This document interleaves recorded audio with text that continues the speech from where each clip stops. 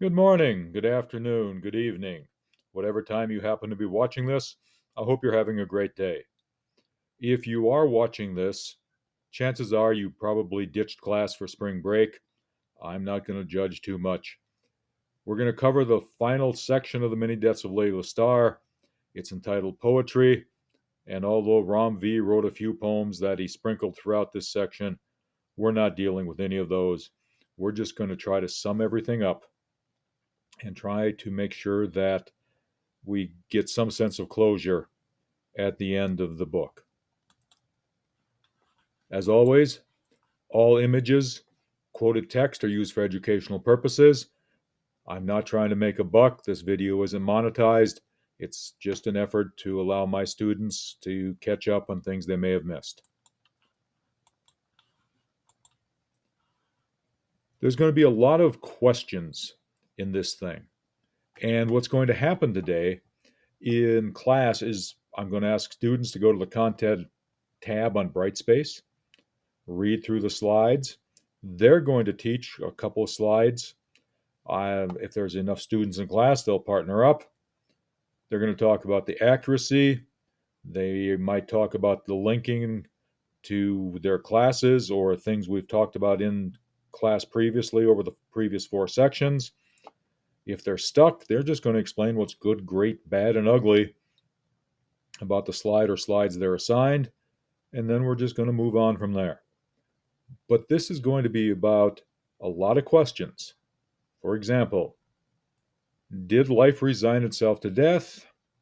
And are Laila and Prana, as death and life, just continuing on, searching out some new beginnings? We're going to begin with the question about youth. We had book 2 that was all about Darius's youth.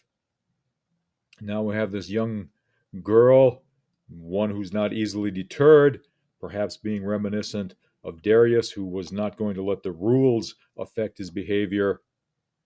What's the book say about youth? Is it accurate? And we're just going to move on. The same with aging. We've got the idea of a crazy old man. And do we tend to view all old people as a tad bit crazy? We see Darius here holding the cat.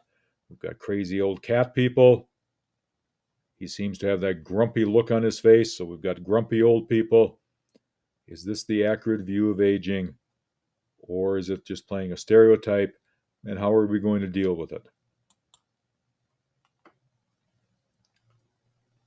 Is immortality for the world of mortals a bad idea? And also, I'm going to try to push them to think about, why are we looking at this picture of young Darius offering the jackfruit to Bardun? What's the link there? We're going back to that idea as well, I think, just based on the art here. How does this art tie to the idea of immortality, tie to the idea of a bad idea, or is it showing the irony that it could be a good idea? We're going to talk about time. Laila, according to the panel, has been changed by time. Over the course of time, she has had all of these experiences with ghosts and parties and whatever all else. And so, what's the relationship of time? And notice there's a lot of still, she didn't know what she was going to gain. She has no idea why she's on her way. There seems to be time changing, and at the same time, time is keeping the same questions going. These are Darius's views of life. This is what he's learned, that we are strong. And we're going to talk about perhaps some contradictions within the book and some other contradictions that we might uh, have run into in other readings about the idea of being mortal and still being strong.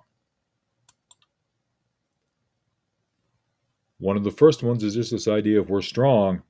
Why are the lives imperfect?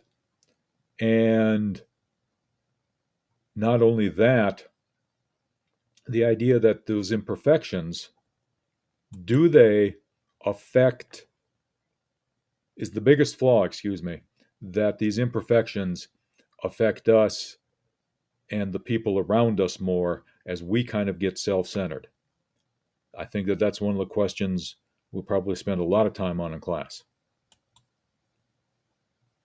We have this discussion of miracles, spending our whole life chasing a miracle. Darius talks about at the end, he sees the beauty. We get the art trying to express that beauty. The idea of miracle, sand, sky, the creation. And how do we take that in? What do we do to take that in? Um, I've mentioned several times those conversations Laila seemed to have with the crow, with the temple, with the idea of, is human life that bit of a miracle? Is there a bit of the divine that we don't notice around us? And it takes us to get to the end of the life to get there.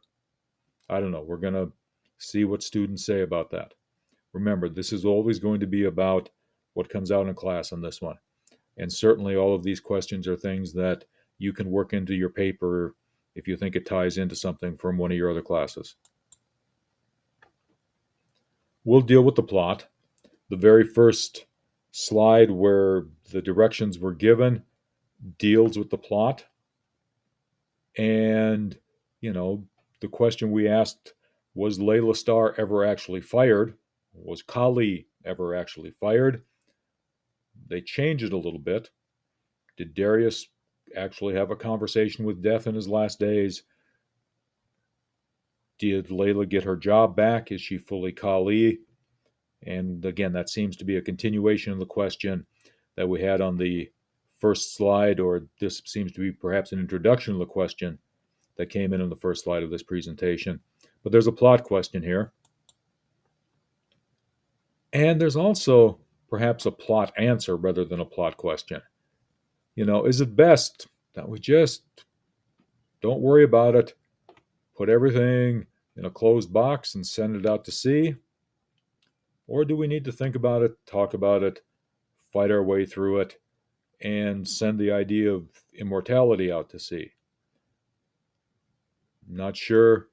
And again, it'll be questions and how the students come up with it, and we'll just kind of guide the discussions and see what we come up with. Finally, there seems to be kind of a dichotomy, kind of a contradiction at the very, very end of this thing. We've learned that life's endings are bereft of answers. And perhaps the answer to how do things end, we've never quite figured that answer out, because there was always the question of memories and things like that, keeping someone alive or keeping ideas alive. So if life's endings are bereft of answers, it seems odd to me that the book offers a couple. Life is worthy and beautiful, even if it's not always pretty. And perhaps it's not a full answer, but it offers that an answer. It's enough to remember its stories and the miracle that it was simply to have lived. Is that a big takeaway?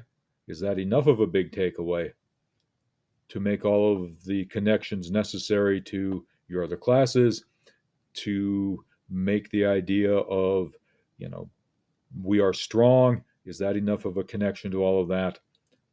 Again, we'll talk about it in class. The purpose of the presentation, the purpose of the slides is just to ask a bunch of questions.